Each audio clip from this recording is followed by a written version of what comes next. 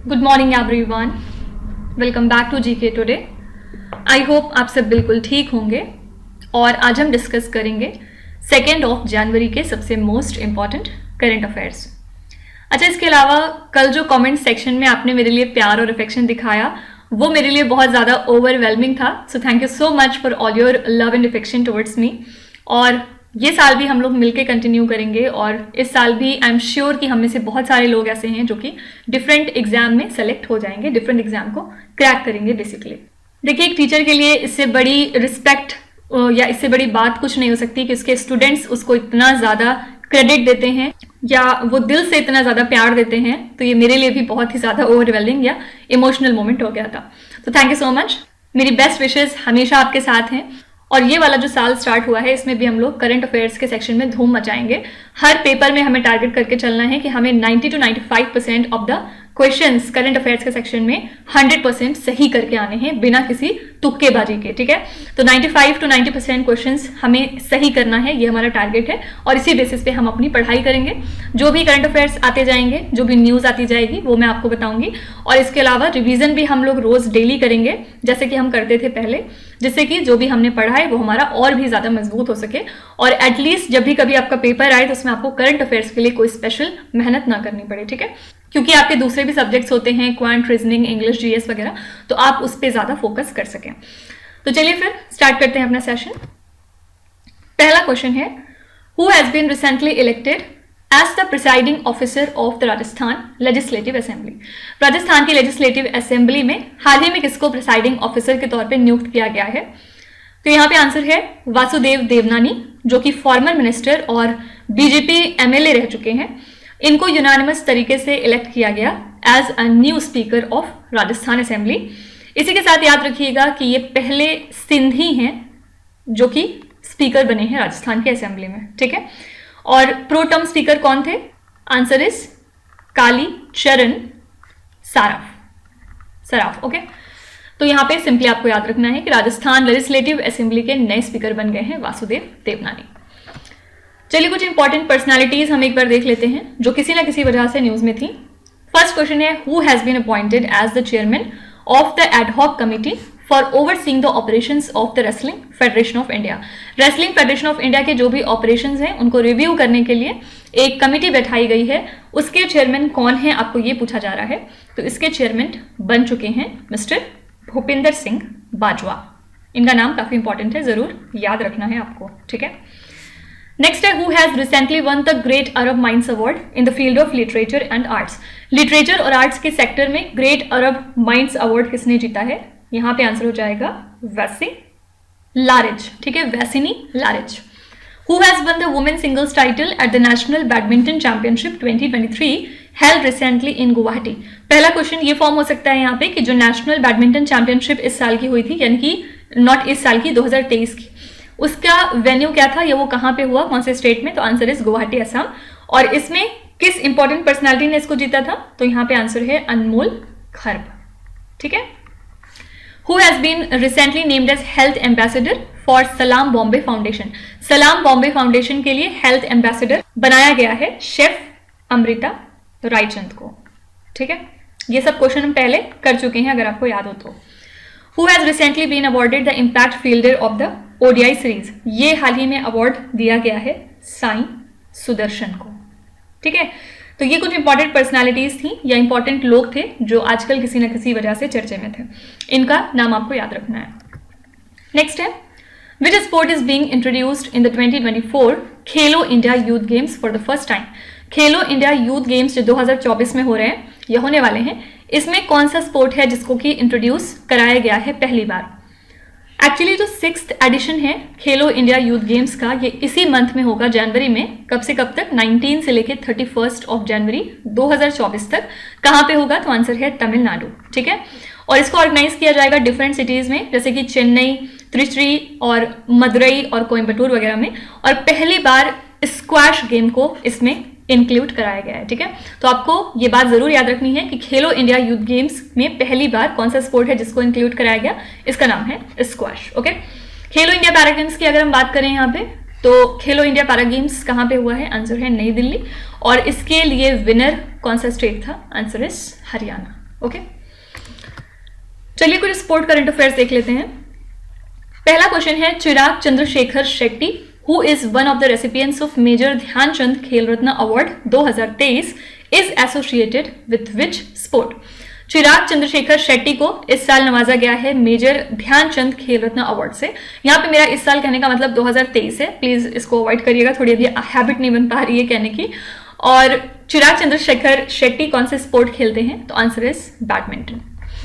अंतिम पंगल pledge which sport. अंतिम पंगल एक रेसलर है, और अगर आपसे पूछा जाए कि ये किस वजह से न्यूज में थे, इसको रिकॉल करते हैं एक बार, तो मैंने आपको बताया था कि अंतिम पंगल को नेम किया गया है as the rising star of the year.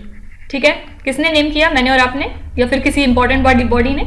तो ये जो खिताब है इनको दिया था यूनाइटेड नेशंस रेसलिंग ने। ठीक है, कौन से कैटेगरी में खेलती हैं, answer is 53 kgs। Okay, Ashwini Ponnappa and Tanisha Crasto who were seen in the news play which sport. ये कौन से स्पोर्ट से रिलेटेड हैं, तो यहाँ पे आंसर है बैडमिंटन। किस वजह से न्यूज में थे, क्योंकि इनका ये जो डुओ है इसने 3rd वुमेन्स डबल्स टाइटल जीता है एट द गुवाहाटी मास्टर्स, जो पिछले दिनों हुआ था। इसी वजह से ये दोनों प्लेयर्स न्यूज में थे। ठीक है, तो यहाँ पे मैं आपको ये भी बताते चल रही हूँ कि पर्टिकुलर जो पर्सन है वो किस वजह से चर्चे में था, ताकि उससे रिलेटेड अगर कोई क्वेश्चन आए तो आप उसको टैकल कर सकें। Ravi Bishnoi who were seen in the news plays which sport. Ravi Bishnoi कौन से स्पोर्ट खेलते हैं, तो आंसर है यहाँ पे क्रिकेट। ये किस वजह से न्यूज में थे, क्योंकि रवि बिश्नोई ने फर्स्ट पोजीशन एक्वायर की थी किसमें, आईसीसी की T20I बाउलिंग चार्ट में। ठीक है, आर वैशाली का नाम काफी इंपॉर्टेंट है, who was in the news recently plays which sports और गेम। आर वैशाली चेस से रिलेटेड है, न्यूज में क्यों आई थी, क्योंकि ये इंडिया की 3rd फीमेल ग्रैंड मास्टर बन चुकी हैं, और इसी के साथ ये ओवरऑल 84th नंबर की ग्रैंड मास्टर हैं। ठीक है, तो फीमेल के मामले में तीसरे नंबर पे आती हैं, और ओवरऑल मेल फीमेल मिला के 84th नंबर की ग्रैंड मास्टर हो चुकी हैं। अगर इनकेस आपसे पूछा जाए कि आर वैशाली के पहले 2 और कौन वुमेन हैं जो कि इंडिया की ग्रैंड मास्टर्स हैं, इसमें पहला नाम आता है कोनेरू हम्पी का। ये पहली ग्रैंड मास्टर है इंडिया की, फीमेल ग्रैंड मास्टर एक्चुअली, और सेकेंड नाम इसमें आता है डी हरिका का। ठीक है, तो कोनेरू हम्पी और डी हरिका के बाद 3rd जो इंडिया की फीमेल चेस ग्रैंड मास्टर है वो है आर वैशाली। नेक्स्ट क्वेश्चन पे चलेंगे। वीर बाल दिवस is observed on 26th of December every year to commemorate the martyrdom of the 4 sons of which Sikh Guru। वीर बाल दिवस जिसको हम हर साल 26 दिसंबर को ऑब्जर्व करते हैं, इसको हम क्यों कमेमोरेट करते हैं या क्यों ऑब्जर्व करते हैं, किस सिख गुरु के 4 सन्स इस दिन मार्टर हुए थे, आपको ये बताना है। तो वीर बाल दिवस हर साल हम 26 दिसंबर को ऑब्जर्व करते हैं to commemorate the martyrdom of the 4 sons of Guru Gobind Singh. ठीक है, ये कौन है, ये 10th और लास्ट सिख गुरु हैं, और इनके जो 4 सन्स थे, 4 बेटे थे, उसमें पहले हैं जोरावर सिंह, सेकंड है फतेह सिंह, 3rd है जय सिंह, और 4th है कुलवंत सिंह। ठीक है, इन्होंने लड़ाई की थी against the Mughal emperor Aurangzeb और उनकी आर्मी के साथ, और बाद में जो है इन्होंने शहादत पाई थी। तो वीर बाल दिवस हम 26 दिसंबर को ऑब्जर्व करते हैं, ये बात जरूर याद रखिएगा। चलिए कुछ डेज एंड थीम्स देख लेते हैं। Every year on which date international day of epidemic preparedness is observed. International day of epidemic preparedness हम ऑब्जर्व करते हैं हर साल 27 दिसंबर को। ठीक है, इसमें कुछ जो डेज हम देख रहे हैं ये ज्यादातर दिसंबर मंथ के आप देखेंगे। What was the theme for the national farmers day 2023। सबसे पहले नेशनल फार्मर्स डे हम कब मनाते हैं, 23rd of December को, और इस साल के लिए हमने थीम क्या रखी थी, delivering smart solutions for sustainable food security and resilience. ठीक है, देखिए जो भी इंपॉर्टेंट डेज है उनकी थीम्स बड़ी हो या छोटी, आपको लेकिन थोड़ी सी ध्यान में रहनी चाहिए बैक ऑफ द माइंड, ताकि अगर वो आपके ऑप्शंस में कभी शो हो तो आसानी से वो क्लिक कर जाए। ठीक है, तो यहाँ पे नेशनल फार्मर्स डे हम 23 दिसंबर को मनाते हैं।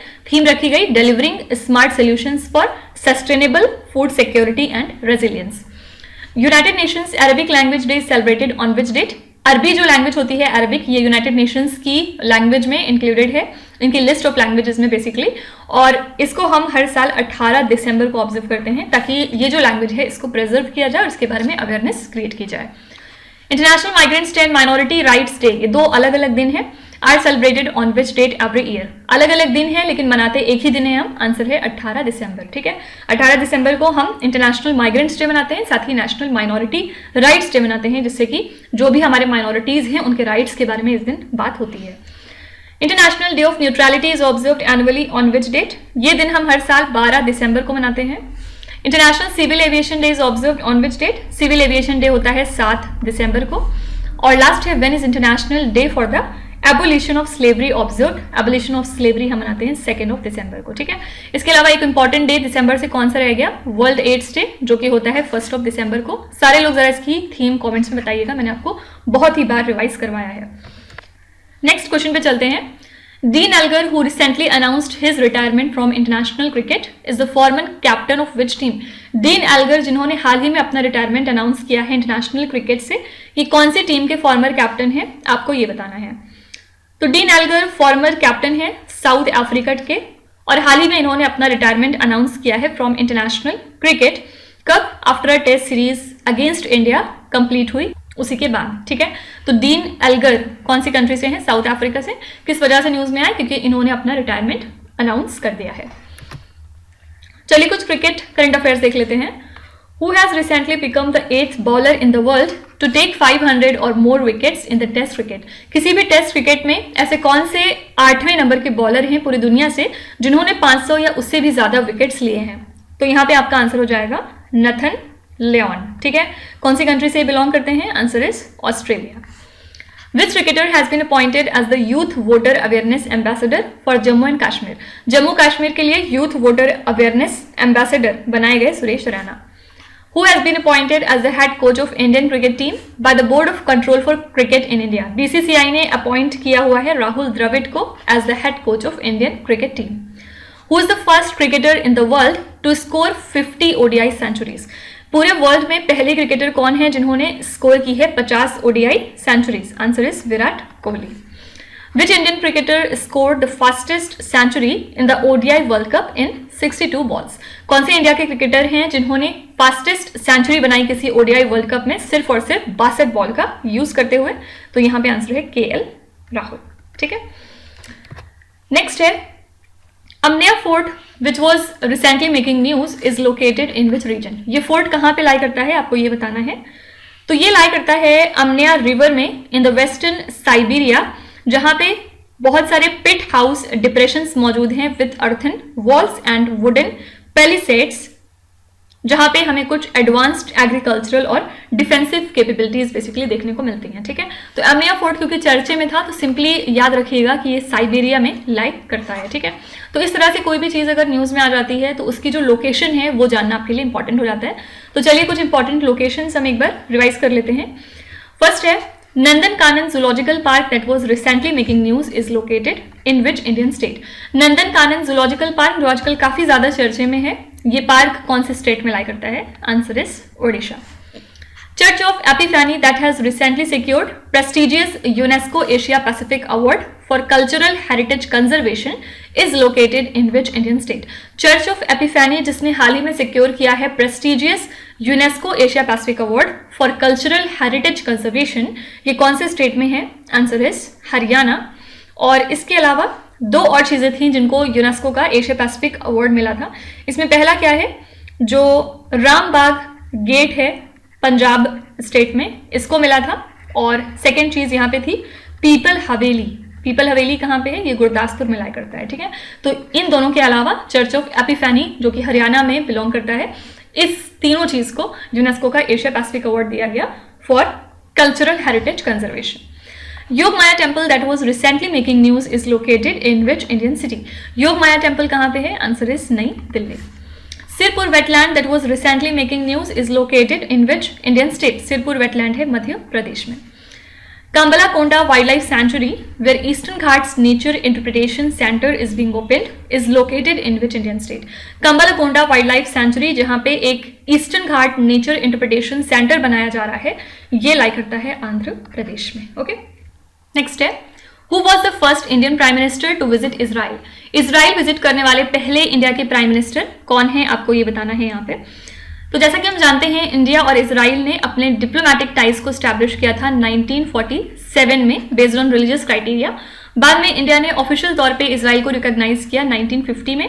फुल डिप्लोमेटिक रिलेशंस दोनों कंट्रीज के बीच में स्टैब्लिश हुए 1992 में। ठीक है, साथ ही अगर पहले मिनिस्टर की बात करें, not prime minister, only minister, तो लाल कृष्ण आडवाणी पहले इंडिया के मिनिस्टर थे जिन्होंने इजराइल को विजिट किया था 2000 में, और 2003 में बेसिकली जाके एरियल शेरोन ये पहले इजरायली प्राइम मिनिस्टर थे जिन्होंने इंडिया को विजिट किया, और फाइनली 2017 में नरेंद्र मोदी जो हैं ये पहले इंडिया के प्राइम मिनिस्टर बने जिन्होंने इजराइल को विजिट किया था। ठीक है, तो क्योंकि इजराइल और पैलेस्टीन का काफी कन्फ्लिक्ट चल रहा है, तो यहाँ पे जो हमारा रिलेशन है इन दोनों कंट्रीज के साथ ये भी इंपॉर्टेंट है, तो आपको याद रखना है कि प्राइम मिनिस्टर मोदी जो हैं ये पहले इंडिया के प्राइम मिनिस्टर हैं जिन्होंने विजिट किया था इजराइल कंट्री को 2017 में। चलिए कुछ इंटरनेशनल करंट अफेयर्स देख लेते हैं। Which country has recently launched Fateh 2, which is a multi-launch rocket system? Fateh 2 जो कि एक multi-launch rocket system है, ये किस कंट्री ने लॉन्च किया हाल ही में? Answer is Pakistan. Which country recently sent a smart lander for investigating the moon? कौन सी कंट्री ने हाल ही में स्लिम को लॉन्च किया या सेंड किया, और स्लिम का फुल फॉर्म है smart lander for investigating the moon? Answer is Japan country. Tali and Nasir cruise missiles were recently unveiled by which country? ये दोनों क्रूज मिसाइल्स किसकी हैं? Answer is Iran. Which country was the guest of 8th edition of Indian Ocean naval symposium conclave of chiefs? इसके लिए कौन सी country guest रही? Answer है थाईलैंड। ठीक है, और लास्ट है the recent eruption of Mount Ulawun volcano happened in which country?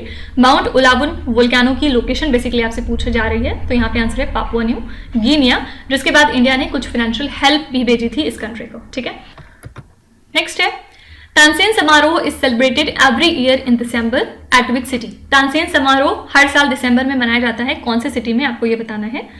तो यहाँ पे आंसर है ग्वालियर सिटी।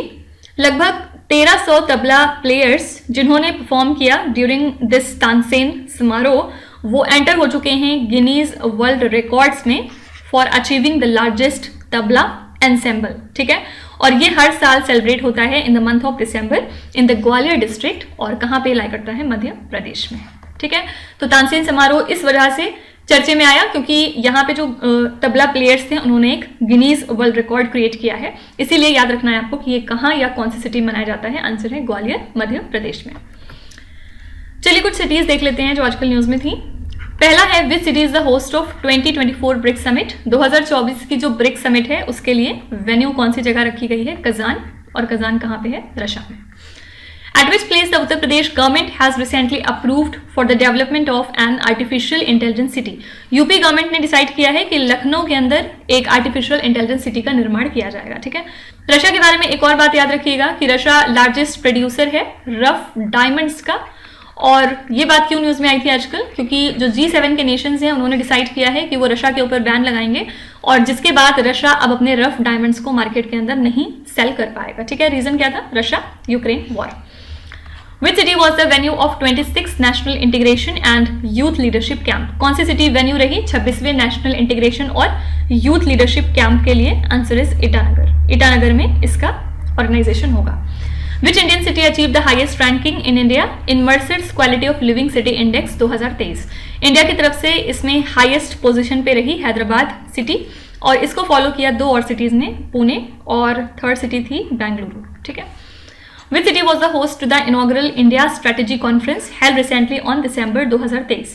तो यहाँ पे आंसर हो जाएगा बेंगलुरु। बेंगलुरु होस्ट रहा इनॉग्रल या फर्स्ट इंडिया स्ट्रेटेजी कॉन्फ्रेंस के लिए जो कि दिसंबर मंथ में हुई थी।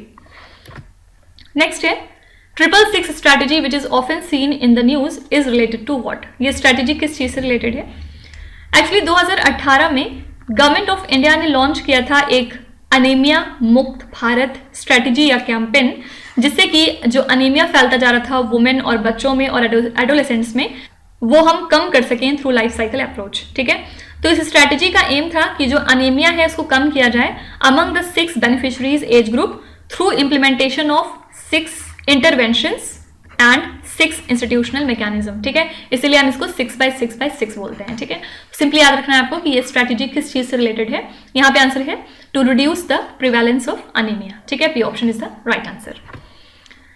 चलिए कुछ रिसेंट न्यूज देख लेते हैं। Which airport has been named after Maharshi Valmiki as per the recent news? Maharshi Valmiki के नाम पे एक एयरपोर्ट बनाया जा रहा है, कहाँ पे? अयोध्या में। ठीक है, अयोध्या का जो एयरपोर्ट है उसका नाम महर्षि वाल्मीकि के ऊपर रखा जाएगा। The queen of millets, Raimati Ghuria, who was making news recently, is from which Indian state? Queen of millets Raimati घुरिया हैं और किस वजह से न्यूज में आई थी? क्योंकि इनको G20 के एक इवेंट के दौरान इनवाइट किया गया था और ये बेसिकली ओडिशा को बिलोंग करती हैं। किस वजह से इनको क्वीन ऑफ मिलेट्स कहा जाता है? क्योंकि इन्होंने बहुत सारी वैरायटी ऑफ मिलेट्स को प्रिजर्व करके रखा हुआ था, इसी वजह से। Riggens Peninsula, a volcanic hotspot recently in news, is located in which country? ये कहाँ पे लाई करता है? आंसर है आइसलैंड। क्या बता सकते हैं कोई एक इंपॉर्टेंट रैंकिंग जिसमें आइसलैंड फर्स्ट पोजीशन पे था 2023 में? तो आइसलैंड क्योंकि एक बहुत ही अच्छी कंट्री है और यहाँ पे काफी सारी जो डिफरेंट इंडेक्सेस आती हैं उसमें Iceland usually top most position पे होता है। आपको एटलीस्ट एक का नाम लिखना है 2023 से। Which Indian conglomerate has recently purchased majority share in IANS India Newswire service? कौन सी इंडिया की कॉन्ग्लोमरेट है जिन्होंने ज्यादातर शेयर परचेज कर लिया है इन IANS India Newswire service? यहाँ पे आंसर है Adani groups. Kars Plateau that was recently making news is a UNESCO World Heritage Site lie in which country? Kars Plateau जो कि एक यूनेस्को की वर्ल्ड हेरिटेज साइट है, ये कहाँ पे है? तो आंसर है इंडिया। इंडिया में लाई करती है, ठीक है। नेक्स्ट क्वेश्चन है Which of these countries is not a founding member of NATO, means North Atlantic Treaty Organization? NATO का इसमें से कौन फाउंडिंग मेंबर नहीं है? तो यहाँ पे आपका आंसर हो जाएगा फिनलैंड कंट्री। किस वजह से न्यूज में है उसको देख लेते हैं। जो तुर्किश पार्लियामेंट्री कमिटी है उन्होंने अप्रूव किया है स्वीडन की बिड को कि वो ज्वाइन कर सकते हैं नाटो को, जो कि एक मिलिट्री पैक्ट है जिसको 1949 में फॉर्म किया गया था बाय 12 फाउंडिंग नेशंस, ठीक है। अब नाटो में कितने मेंबर्स हैं? 31 मेंबर स्टेट्स हैं, क्योंकि फिनलैंड ने इसको अभी हाल ही में 2023 में ज्वाइन किया है और इसी के साथ फिनलैंड 31st कंट्री हो गई थी जिसने कि नाटो को ज्वाइन किया था। और कुछ इसके फाउंडिंग मेंबर्स कौन हैं? तो 12 मेंबर्स हैं इसके, like Belgium, Canada, Denmark, Iceland, Italy, Luxembourg, Netherlands, फिर Norway, Portugal, UK and the US, ठीक है। तो यहाँ पे फिनलैंड, जैसे कि हम जानते हैं कि ये 31st कंट्री है जिसने नाटो को ज्वाइन किया पिछले साल, तो ये फाउंडिंग मेंबर तो कभी नहीं हो सकती। और नाटो के बारे में एक बात और आपको याद रखनी है, इसका हेडक्वार्टर्स है ब्रुसेल्स, बेल्जियम के अंदर। इसका हेडक्वार्टर्स एग्जाम में काफी बार पूछा गया है। चलिए इंपॉर्टेंट ऑर्गेनाइजेशंस देख लेते हैं जो न्यूज में थे। Recently, World Health Organization has pre-qualified the R21 matrix M vaccine to prevent which disease? WHO ने pre-qualify किया इस वैक्सीन को जिससे कि हम मलेरिया को प्रिवेंट कर सकें। Which organization has developed an innovative propulsion system called the Rotating Detonation Rocket Engine? हाल ही में इसको डेवलप किया था नासा ने। Which international organization has recently launched Project प्रयास? Project प्रयास किस इंटरनेशनल ऑर्गेनाइजेशन ने लॉन्च किया था? इंटरनेशनल ऑर्गेनाइजेशन फॉर माइग्रेशन ने। From time to time, the International Debt Report is released by which organization? ये रिपोर्ट होती है वर्ल्ड बैंक की। Which organization has been recently honored with the 11th edition of FICCI Water Award 2023? ये award दिया गया NTPC कांति को, ठीक है। जरा कमेंट से बताइएगा कि हमारी स्पेस एजेंसी इसरो को हमारे सक्सेसफुल मिशन चंद्रयान 3 के लिए हाल ही में कौन सा एक इंपॉर्टेंट अवार्ड दिया गया है? ये हमने कई बार रिवाइज कर लिया है। किसी को अगर इसका आंसर नहीं आता तो वो पिछला लेक्चर जाके रेफर करे, उसमें आपको डेफिनेटली आंसर मिल जाएगा, क्योंकि पिछले लेक्चर में मैंने आपको ये बताया था। लास्ट क्वेश्चन है, every year on which date international day of epidemic preparedness observed? International day of epidemic preparedness हर साल हम ऑब्जर्व करते हैं 27 दिसंबर को, जैसा कि मैंने आपको पहले भी बताया। और जो पहली बार इसको मनाया गया था वो कब मनाया गया था? 2020 में, ठीक है। और इसको किसने मैंडेटरी तौर पे इंटरनेशनल डे डिक्लेयर कर दिया? यूनाइटेड नेशंस जनरल असेंबली ने। यहाँ पे क्वेश्चन फिर से क्यों आया? क्योंकि हमने थीम नहीं देखी थी पीछे। इस साल की हमने थीम रखी है लेगेसी ऑफ रेजिलियंस, ठीक है। Learning from the past, preparing for the future. Simply आपको यही याद रखना है कि इसकी थीम है लेगेसी ऑफ रेजिलियंस। कब मनाते हैं? तो आंसर है 27 दिसंबर को। चलिए कुछ इंपॉर्टेंट फेस्टिवल्स देख लेते हैं जो हमने हाल फिलहाल सेलिब्रेट किए हैं।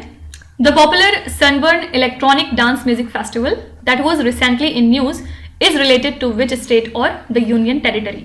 ये जो Sunburn electronic dance music festival है ये कहाँ मनाया जाता है? Answer is Goa. Annual festival शर अमरतला Torgya is celebrated every year in which Indian state? ये फेस्टिवल होता है अरुणाचल प्रदेश में। Which city was the venue of Asian India millet festival 2023? इसके लिए वेन्यू है नई दिल्ली। रास महोत्सव और Raas Leela festival is celebrated in which Indian state? Raas Leela festival होता है असम स्टेट में। Krishna Veni Sangeeta Niranjanam festival is associated with which Indian state? ये फेस्टिवल है आंध्र प्रदेश का। और लास्ट है which Indian state is the host of Hornbill music festival in 2023। Hornbill किस स्टेट से रिलेटेड है? Answer is Nagaland. ठीक है, ये कुछ इंपॉर्टेंट फेस्टिवल्स हैं जिनको हमारी कंट्री ने कुछ दिनों पहले या पिछले 1-2 महीने में सेलिब्रेट किए हैं।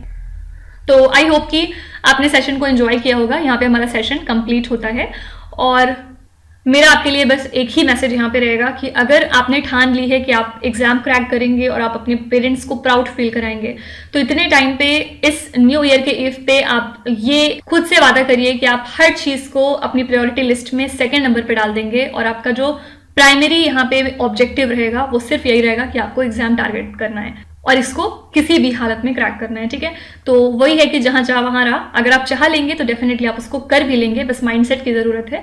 तो हर चीज को आप अपनी प्रायोरिटी लिस्ट में सेकेंडरी पे रखिए और फिलहाल आप बस ये टारगेट करके चलिए कि मुझे जॉब चाहिए ही चाहिए। हर चीज को आप सेकेंडरी बनाइए, जैसे कि आपका मोबाइल फोन है, फेसबुक है, यूट्यूब है, इसके अलावा जो गर्लफ्रेंड बॉयफ्रेंड वाला केस रहता है, जो भी आपके पार्टनर्स हैं, आप उनको बोलिए कि आप 1 साल वेट करिए मेरे लिए और उसके बाद फिर हम इसको कंटिन्यू करेंगे। अगर वो आपके लिए सीरियस हैं तो डेफिनेटली आपके सक्सेस के लिए वो 1 साल वेट कर सकते हैं। तो ये सब चीज़ों में अभी अपना टाइम बिल्कुल ज़ाया मत करिए और बिल्कुल फोकस के साथ बस पढ़ाई करते रहिए और डेफिनेटली अगर आप एक बार डेडिकेटेड हो जाएंगे ना तो फिर कोई आपको रोक नहीं सकता एग्जाम क्रैक करने से। तो ये आपकी लाइफ का पीक टाइम चल रहा है जहां पे आपको अब इस साल खुद से ये वादा करना है कि आपको एक जॉब लेनी है और अपने पेरेंट्स को जरूर प्राउड फील कराना है। ठीक है, तो एज यूजुअल मेरी बेस्ट विशेज हमेशा आपके साथ हैं और मैं जैसा कि बार बार आपको कहती हूँ कि अगर आप कहीं भी सेलेक्ट होते हैं तो प्लीज़ आप अपनी खुशी हमारे साथ शेयर करिएगा। हम आपकी फैमिली हैं और हमें ये जान के सबसे ज़्यादा अच्छा लगेगा और हमारे लिए आपकी खुशी बहुत मैटर करती है। आप खुश होंगे तो डेफिनेटली हम भी बहुत खुश होंगे। तो चलिए विद दिस नोट आपकी क्विज पे चलेंगे, जहाँ पे स्क्रीन पे आपको 5 क्वेश्चंस दिखाई दे रहे होंगे। ये क्वेश्चंस ऑलरेडी हम पीछे कहीं ना कहीं डिस्कस कर चुके हैं। तो अब यहाँ पे आपको वीडियो को पॉज करना है, हर क्वेश्चन को ध्यान से पढ़ना है और इसमें से आपको जितने भी आते हैं आप उनका जवाब कमेंट्स में मेंशन कर सकते हैं और जो नहीं आते उसके लिए बिल्कुल भी परेशान होने की जरूरत नहीं है। विथ टाइम डेफिनेटली आपका स्कोर इंप्रूव करेगा, बस आपको हमारे साथ कंसिस्टेंट और परसिस्टेंट रहने की जरूरत है। So that's it for today. I hope you have like the session.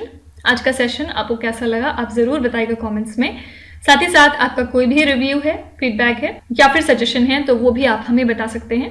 हमें जानकर खुशी होगी और हम पूरी कोशिश करेंगे उसको इम्प्लीमेंट करने की।